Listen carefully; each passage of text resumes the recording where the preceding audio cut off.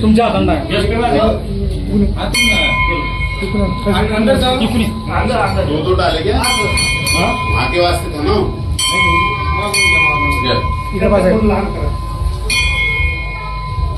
जाऊ दे पाठीमागे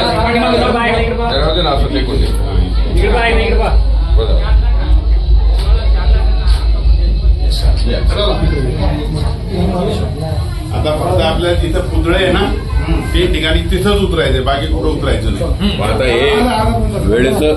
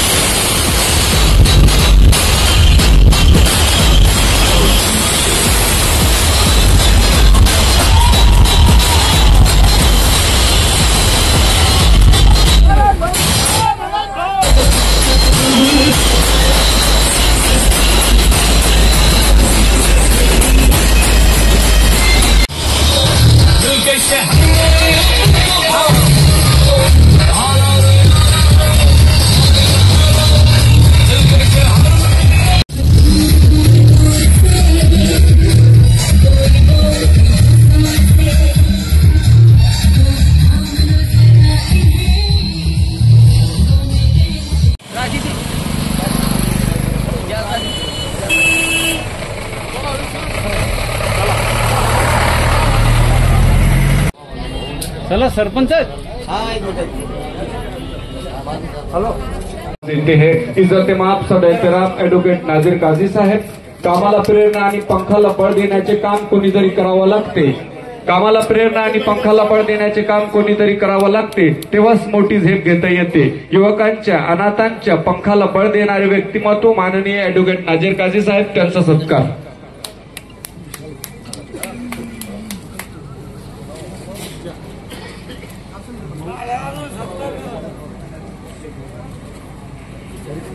इधर सामान है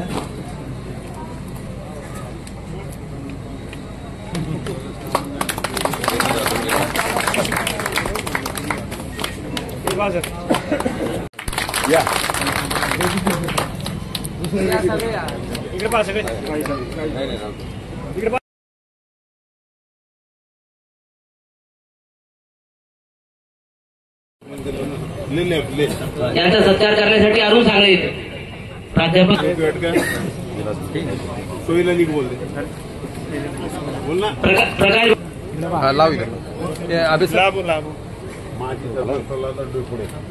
माजी सरपंच प्रल्हादरावजी डोईफोडे साहेब यांचा सत्कार.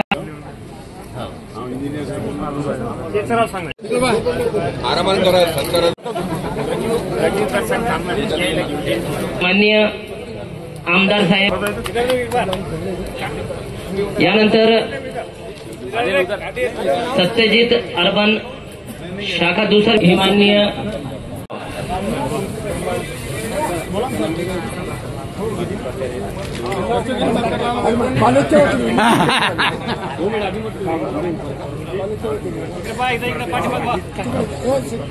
माजी प्राचार्य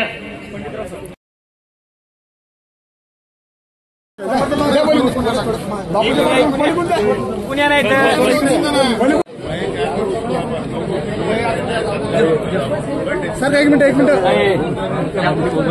एजाज भाई सत्कार करते जाओ.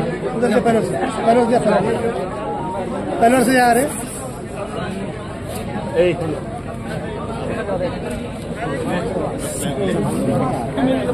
त्याला तर ती सुद्धा इकडं वाला बाजूला ना साईडला करा ना साईडला करा साईडला. यानंतर सत्कार कार्यक्रम संपलेला आहे.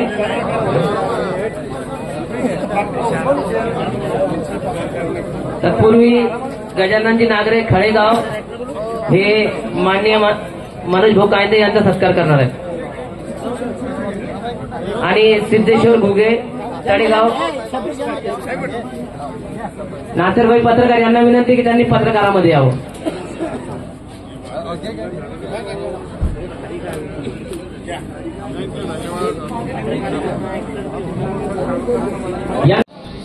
आपल्या जिल्ह्याचे कर्तव्यदक्ष जिल्हाध्यक्ष राष्ट्रवादी काँग्रेस पार्टी अजितदादा पवार गट माननीय ॲडव्होकेट नाझीर काझी साहेब,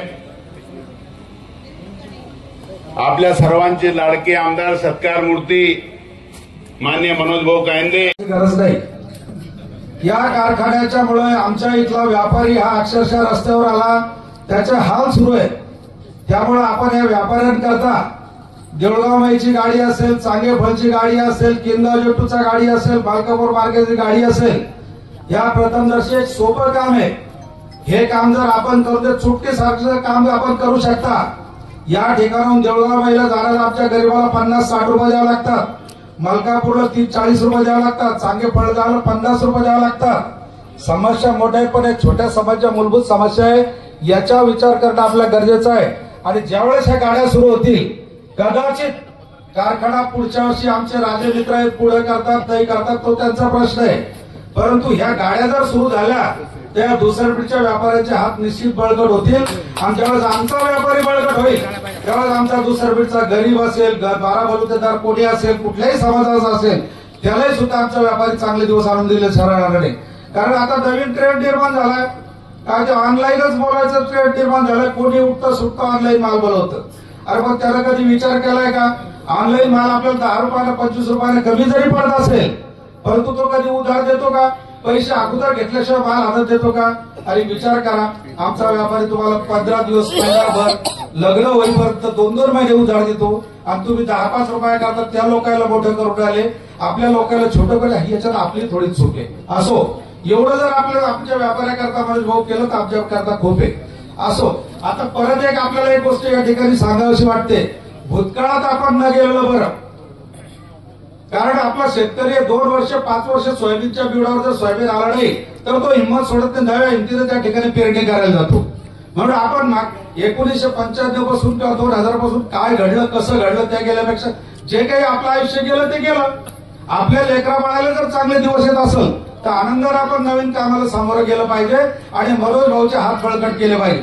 समस्येचा पाढा एवढा आहे. आपण जर पूर्ण समस्या या ठिकाणी वाचत बसलो, मनोज भाऊ त्या ठिकाणी थकून जाणार आहे. परंतु एकदम एवढ्या समस्या सांगून आपण त्यांना अगोदर थकवायचं की त्यांचा उत्साह वाढवायचा, आपण याचा विचार केला पाहिजे. मी तर आजच्या आमच्या तरुण मित्राला एकच वाढेल, मनोज भाऊला निवडून आणलं, अभिनंदन. काही पळायचं काम नाही त्यांच्या मागे. त्यांच्या मागे पळताना न पळताना तुम्ही गावगाव बसा, मुलं बसा, थोडस त्या ठिकाणी विचार करा, विनिमय करा. आणि मनोज भाऊ असेल, कायंदे साहेब असतील, काझी साहेब असतील, काही आपण या गावात नवीन व्यवसाय करू शकतो का? काही आपले मुलं कुठं काही स्वतःचं छोटं मोठं दुकान सुरू करतं का? याच्याकरता मनोज भाऊची मदत घ्या. कुठेतरी तुमचा व्यवसाय बघा. यांच्या मागे पळायला आपलं पोट भरणार नाही. आपल्या आईवडिलांची आपल्याला जर सेवा करायची असेल तर त्या ठिकाणी स्टार्टअप इंडियाची आपल्या महान पंतप्रधान मोदीजींची जी शिकवण आहे तिला कुठेतरी समोर लक्षात घ्या. आणि आपला परिवार कसा सुखी होईल, आपलं गाव कशी सुखी होईल, आपला मोहल्ला का सुखी होईल, जेणेकरून आपल्या देशाला कशी मदत लागेल, हा जर विचार केला तर निश्चित आपण काही करू शकतो. नाही तर मी कोणाची म्हणजे दिल्लगी करू देत. जो असे जर आपण रोज पळत राहिलो तर आपल्याला काही भेटणार नाही. किंबहुना जो काम करतो त्यालाही सुद्धा त्या ठिकाणी समाधान वाटणार नाही. आपली काहीतरी आत्मशक्ती जागवा, आपल्या मनातला काहीतरी नवचैतन्य जागवा आणि आपण काही करू शकतो का, काही निर्माण करू शकता. आपले इंजिनियर झालेली मुलं आहेत, डिप्लोमा झालेली मुलं आहेत, कुठेतरी कंपनीत जातात, कुठे काही करतात, पण स्वतःचं स्किल वापरा. स्वतः स्किलचं एक डिव्हिजन सरकारने काढलंय. आणि या ठिकाणी मनोज भाऊला जर तुम्ही साथ दिली तर कामाला मनोज भाऊ महाराष्ट्राचे मुख्यमंत्री देवेंद्र भाऊ, अर्थ खातं त्यांच्याच ताब्यात आहे आणि वरती पंतप्रधान नरेंद्र मोदी सारखा कुठेच अडचण नाही. आज देश नाही जग त्यांच्या मागे धावतंय. मग आपण का पाठीमागे राहू? आपण सुद्धा आपल्या चांगल्या कामाकरता आपला कारखाना असेल, आपल्या नदीचं पाणी कुठं वाढवलं असेल, राजेंना मागे सांगितलं की तुमचे त्यांचे संबंध चांगले असेल तर पहिलं एक काम करा, ते पाणी आपल्याला 2 वेळेस कसं सोडता येईल ते बघा. पूर्णाचं पाणी आपल्याकरता महत्वाचं आहे. पूर्णाचं पाणी थांबलं की आमच्या शेतकऱ्याला बाकी काही सांगायचं गरज नाही, काही द्यायची गरज नाही. एकरी 40 ते 60 टन ऊस काढायची, 70 टन ऊस घ्यायची आमची क्षमता आहे. माझ्या पुढे राहिले जे गुरुजी बसले त्यांचं नाव आहे, ते त्या माणसाचं वय 80 वर्ष झाले, आजही सायकलवर अपडाऊन करणारा माणूस आहे. राहिली ते काहीतरी का नाव्याजवळ गाव होतं असं, आणि एवढंही करून रिटायर झाले पण आजही शेतात आहेत. तसे जर कष्ट केले, अनेक घरात अनेक कुटुंब आहे चांगलं उत्पन्न काढणार टाकले, त्यांचा म्हणून भाऊच्या आता नंतर पुढे सत्कार घेऊ. पण मागच्या वादात गेल्यापेक्षा, गुन्हे भावने काढल्यापेक्षा गुन्हे गोविंदांना नादू. या मतदारसंघात जातीवाद नको, भांडणं नको, तन्न नको, भरोसा वाढवा, विश्वास वाढवा आणि सर्वांना गळावाट घ्या की जेणेकरून आपल्याला या मतदारसंघात चांगलं सुवर्ण येईल. या ठिकाणी फारसं काही लांबवत नाही, तुमच्या मनोज भाऊच्या मध्ये काही थांबत नाही. काही 2 शब्द चुकले असेल तर मोठेपणाने माफ करा आणि मनोज भाऊचे हात बळकट झालो पाहिजे. तो कार्यक्रम त्या ठिकाणी आपल्याकडून मिस व्हायला नको. आणि एक महत्वाचं काम असून सुद्धा ते काम आटपून धावत पळत या ठिकाणी आलेले भाजपाचे ज्येष्ठ नेते, आमचे मार्गदर्शक आदरणीय प्रभाकर भाऊ साठे, जिल्हा पंचायत समितीचे माजी उपसभापती आमचे मित्र श्यामभाऊ जाधव, जुनेद अलीजी, त्यांचे सर्व सहकारी, डॉक्टर शिवाजीराव खरात, राजे आदरणीय गणेशरावजी राजे जाधव, पवार साहेब, ज्या जिजामाता कारखान्याचे कार्यकारी संचालक अनंतरावजी बावणे, बाळासाहेब देशमुख, भगवानराव मुंडे साहेब, भगवानराव आगावजी, कचरूजी बारसकर साहेब, हाजी गौसभाई मिर्चीवाले, शादमाद अली भाई, कौसर अली साहब सूचना केली जे स्वागतार्ह आहे. असो रहमान भाई प्रयत्न या विभागाचे नवनिर्वाचित कर्तव्यदक्ष आमदार मनोजजी कायंदे यांच्याकडून होईल अशा प्रकारची खात्री तुम्हाला देखील आहे आणि मला देखील त्या ठिकाणी. आमदार झाल्याबरोबर इरफान भाई कुठल्या प्रकल्पाला जरी तो बंद असेल परंतु तो चालू कसं व्हावं यासाठी सर्वात अगोदर आमदारांनी आपल्या कारकिर्दीची सुरुवात त्या ठिकाणाहून केली.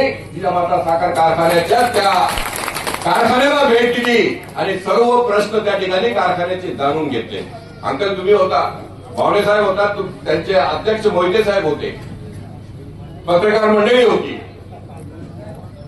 सर्व विषयावर त्या ठिकाणी चर्चा झाली आणि त्या चर्चेतून यांच्या काय अडचणी आहेत ते जाणून घेण्याचा प्रयत्न त्या ठिकाणी केला आणि त्या संदर्भात लवकरच माननीय अजितदादा या महाराष्ट्र राज्याचे सन्माननीय उपमुख्यमंत्री यांच्या अध्यक्षतेखाली त्या ठिकाणी या कारखाना काय अडचणी आहे सुरू करण्यासाठी या संबंधीची बैठक त्या ठिकाणी लवकरच लागणार आहे. अशा प्रकारचा शब्द आमदार महोदयांना त्या ठिकाणी परवाच्याला अजितदादांनी त्या ठिकाणी दिलं आणि विधानसभेमध्ये बोलत असताना त्या ठिकाणी देखील विधानसभेमध्ये भेट घेतली. त्यावेळी देखील दादांनी तो शब्द त्या ठिकाणी दिला. मला वाटतं या पुढच्या हप्त्यामध्ये ती बैठक त्या ठिकाणी लागेल. आपल्या सर्वांचा जिव्हाळ्याचा प्रश्न तो आहे. अनेक प्रश्न उपस्थित करण्याचा प्रयत्न त्या ठिकाणी केला. त्याच्या संदर्भात अधिक बोलण्याची आवश्यकता या ठिकाणी वाटत नाही. ताठे साहेब, इरफान भाई बोलले, आम्ही बोललो, तुम्ही बोलले, भास्कर साहेब बोलले, जुनेद अली बोलले. हा महायुतीचा कार्यक्रम आहे हे या मानाने त्या ठिकाणी सिद्ध झालेला आहे. हा सरकार महायुतीच्या वतीने आहे हे देखील त्या ठिकाणी सिद्ध झालेला आहे आणि त्यामुळं अतिशय चांगल्या मागण्या आणि चांगल्या पद्धतीनं काम करण्याचा प्रयत्न त्या ठिकाणी होत आहे. आम्ही आता जिजाऊ मासाहेबांची 12 जानेवारी ही जयंती त्या ठिकाणी आहे. आपल्या सर्वांना मोठ्या उत्साहाने त्या ठिकाणी साजरा करा. 3 जानेवारीला आपण क्रांतीज्योती सावित्रीबाई फुले यांची जयंती त्या ठिकाणी साजरी केली. मला आपल्या सर्वांना विनंती करायची आहे इरफानभाई का आजपासून 2 दिवस म्हणजे आज 10 तारीख उद्याची 11 तारीख जिजाऊ गाथा हा महाराष्ट्र शासनाने हा सांस्कृतिक विभागाच्या माध्यमातून हा कार्यक्रम सिंदखेड राजाला जिजाऊ राजवाड्यासमोर त्या ठिकाणी आयोजित केलेला आहे. राजवाड्यासमोर आयोजित करण्यासाठी आमचे सर्व सहकार्याने आणि आमदार महोदयांनी त्या ठिकाणी प्रयत्न त्या ठिकाणी केलेले आहेत आणि म्हणून 2 दिवस अतिशय दर्जेदार कार्यक्रम त्या ठिकाणी होणार आहे. मी त्या कार्यक्रमाचं निमंत्रण आपल्या सर्वांना या व्यासपीठावरून त्या ठिकाणी देतो. 6:30 ते रात्री 9:30 पर्यंत हा कार्यक्रम चालणार आहे. आज आणि उद्याला परवाला जयंती आपल्याला साजरी करायची आहे आणि त्या दृष्टिकोनातून देखील आपल्याला ते निमंत्रण देण्यासाठी मी मुद्दाम या ठिकाणी उपस्थित झालो. जास्त अधिक या ठिकाणी बोलणार नाही. अनेक वक्त्यांनी त्या ठिकाणी सकाळी 10:30ची वेळ होती, आता 4:30 वाजायला आले. फार मोठा वेळ या सर्व प्रक्रियेमध्ये त्या ठिकाणी गेला. एक चांगला सत्कार इरफानभाई आपण आपल्या सर्व सहकार्यांनी दुसरबीरकरांनी या ठिकाणी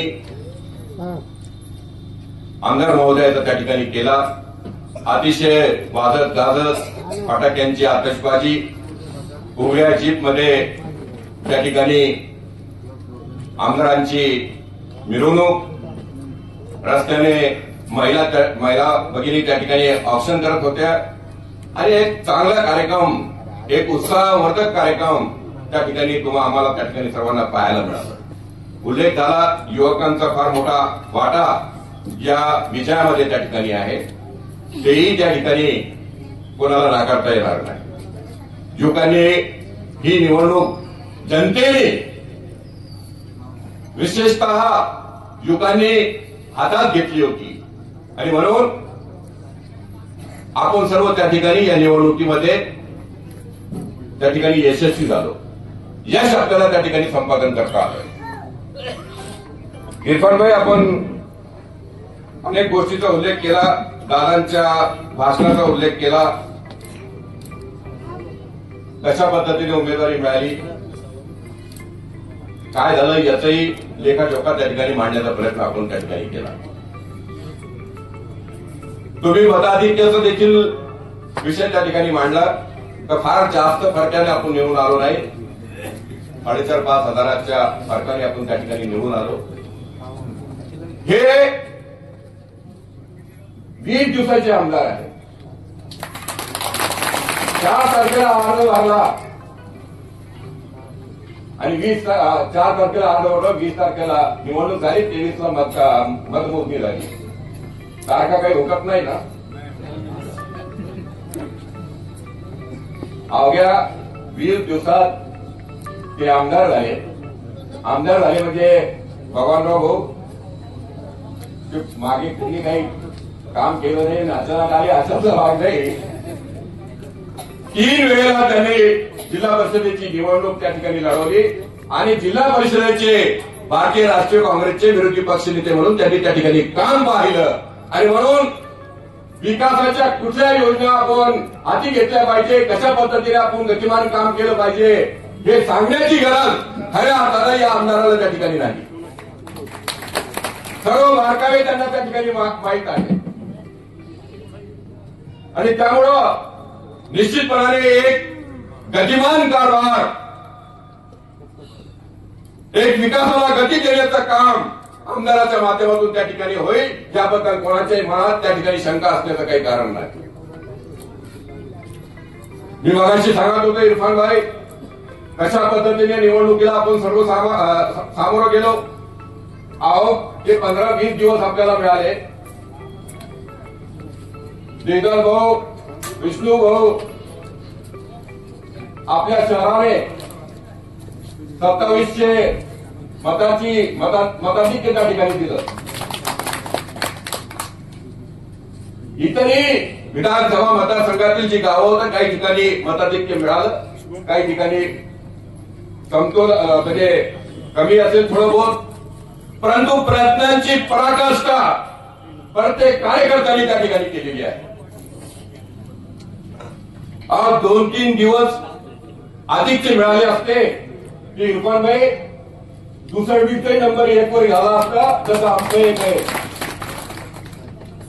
आम्ही 2700 कदाचित 4000 पोहोचलो असतो, पण वेळ मिळाला नाही. आणि त्यामुळं कोणाला काही वाटत असेल तर या मतदारसंघात जितक्या जाती जमातीचे लोक राहत असतील त्या प्रत्येक जाती जमातीच्या मतदाराने त्या ठिकाणी मनोज कायदे यांना निवडून आणण्यासाठी शर्तीचे प्रयत्न त्या ठिकाणी केलेले आहेत. ज्या समाजानं अशा पद्धतीने केलं, त्या समाजाने तशा पद्धतीनं केलं. सर्व समाजाने स्वतःचं अस्तित्व उद्याच्याला काय होईल याची पर्वा न करता त्यांना निवडून आणण्यासाठीचे प्रयत्न त्या ठिकाणी केले. तुम्ही उल्लेख केला साधे साहेब, धमक्या येत होत्या, अमुक येत होतं, अमुक येत होतं, काय कशा पद्धतीनं हे वातावरण आपण त्या ठिकाणी या वातावरणात लढलो.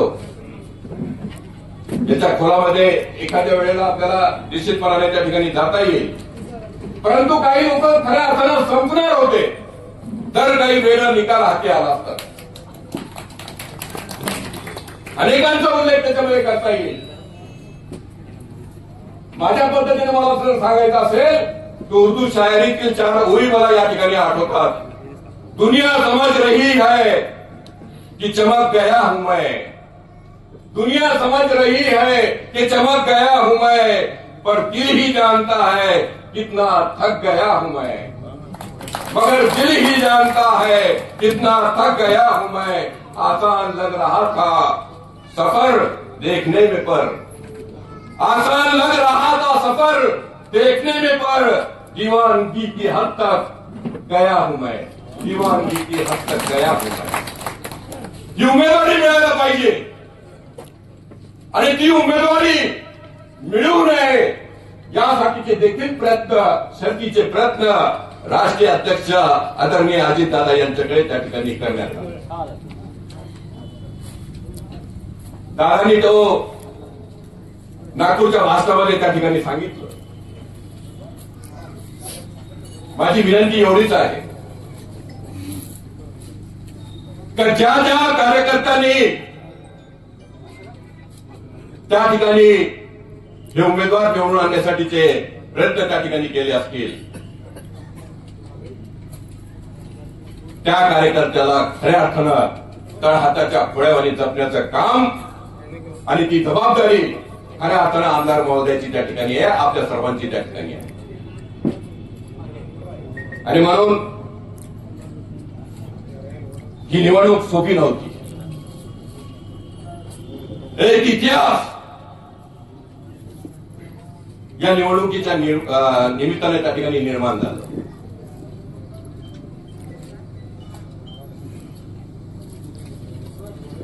आणि या सर्व घडामोडीमध्ये आपण सर्वांनी त्या ठिकाणी प्रयत्न केले आणि हा विजयाचा दिवस, ही परिस्थिती जेव्हा आम्हाला त्या ठिकाणी अनुभवता येत आहे.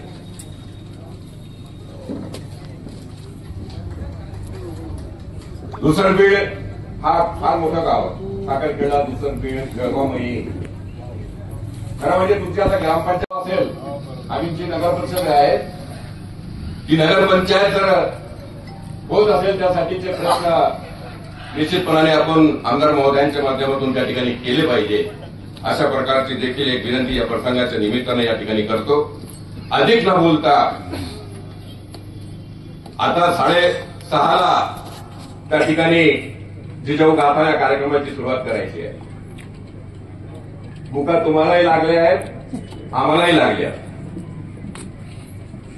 याच्यात काही मधुमेहाचे पेशंट असतील किंवा मधुमेहाचा आजार असेल, आम्हालाही आहे. आणि त्यामुळं थोडंही जरा जेवायला काही उशीर झालं तर हात थरथर हातपाय करतात. तशा प्रकारची परिस्थिती येण्या अगोदरच मी हा विषय या ठिकाणी संपवण्याचा प्रयत्न त्या ठिकाणी करणार आहे.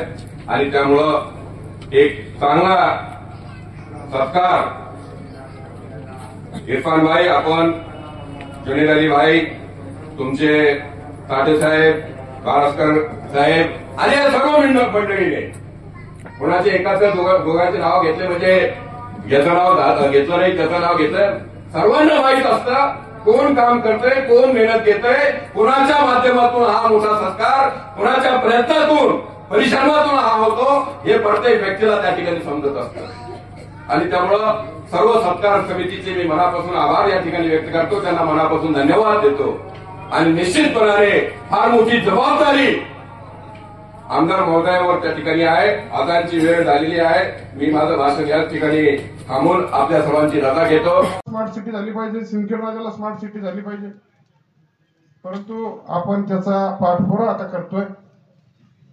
पत्रव्यवहार नेमकेच मागच्या महिन्यात सुरू केले आणि लवकरच दुसऱ्या बीडचे नाव आता त्या दिवशी इरफान भाईंनीच पत्र सोबतच आम्ही होतो, मुख्यमंत्री उपमुख्यमंत्री यांना पत्र आम्ही त्या ठिकाणी दिले. प्रयत्न 100% सुरू. इथेही स्मार्ट सिटी झाली पाहिजे, तिथली तर मंजूर आहेच, पण इथेही झाली पाहिजे असा प्रयत्न सुरू आहे. आपण प्रयत्नाची पराकाष्ठा करणार आहे आणि यश येईल अशी खात्री आपल्याला आहे.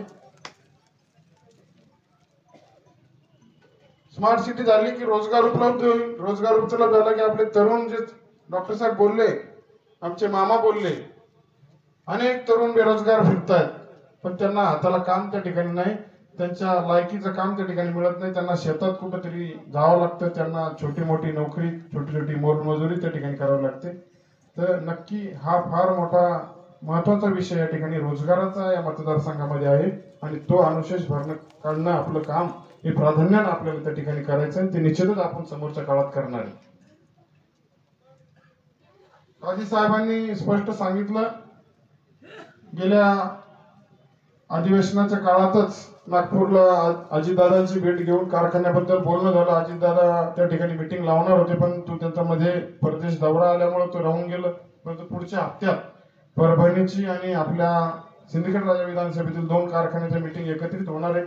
लवकरच दादाचा निरोप येईल आणि त्या कारखान्या संदर्भात लवकरच प्रश्न मार्गी लागून कारखाना या ठिकाणी महिनाभरात सुरू करण्याचा प्रयत्न आपला त्या ठिकाणी राहणार आहे. परंतु ते ओनर म्हणतात सुरू करतो, त्यांना जी मदत पाहिजे ती मदत आम्ही अजितदादा असतील, आमचा काझी साहेब असतील, आम्ही असेल सर्व करण्यासाठी अनुकूल आहोत. परंतु त्यांच्यावर ते अवलंबून आहे. त्यांनी पण शब्द दिला की आम्हाला जर मदत त्या पद्धतीची मिळाली तर आम्ही लवकरात लवकर ती कारखाना सुरू करून देऊ. तर ती मदत गणेशराव अंकल, ती मदत आम्ही 100% तुम्हाला देणार. फक्त लेट होतोय त्याचं आम्हाला दुःख होतोय, तर लवकरच करायचा प्रयत्न आहे.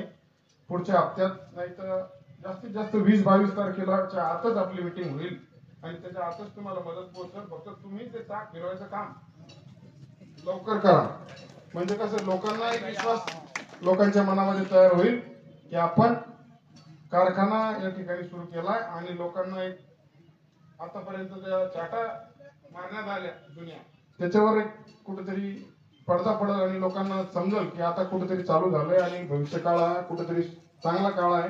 कारखाना चालू शकतो, कारखाना चांगल्या पद्धतीनं मोठा त्या ठिकाणी होऊ शकतो आणि आपल्यालाही ऊस त्या ठिकाणी लागवड करायला हरकत नाही, असाही लोकांना एक विश्वास राहील. त्यामुळं प्राधान्यानं तुम्हाला ते त्या ठिकाणी चालू करायचंय.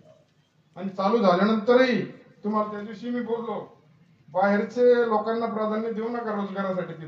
तिथं रोजगाराला प्रॉपरच्याच लोकांना प्राधान्य द्या, ज्यांच्या जमिनी त्या ठिकाणी गेल्या, ज्यांचे योगदान ज्यांच्या पूर्वजांचं योगदान त्या कारखान्यासाठी होतं, त्यांच्याच घरातल्या लोकांना किंवा आपल्या परिसरातल्या लोकांनाच त्या ठिकाणी प्राधान्य देऊन त्या ठिकाणी रोजगार आपण दिला पाहिजे, अशी मी कळकळीची विनंती तुमच्या सर्व कारखान्याच्या प्रशासनाला करतोय. बस स्टँडचा विषय आहे. बस स्टँडचा विषय पत्रव्यवहार आपण आता केला. तात्काळ बस स्टँडचा विषय आपण मार्गी लावणार आहोत. पिण्याचा पाण्याचा प्रश्न आता फार गंभीर आहे. दिनेश भाई होते, त्यांची सर्व सहकारी त्या ठिकाणी होते. खूप मोठं उपोषण झालं. मी उपोषणला आलो होतो. आमचे उमेदवार होते तेव्हा नरुभाऊ खेडेकर, त्यांना घेऊन उपोषणाला आलो होतो. उपोषण कसं सुटलं, काय सुटलं, आता ते बरेच भानगडी आहे. परंतु पाण्याचा प्रश्न काही सुटला नाही. काय तर खरं आहे तर आडवं राजकारण. साहेब, आता निवडणूक झाली, राजकारण त्या ठिकाणी संपलं.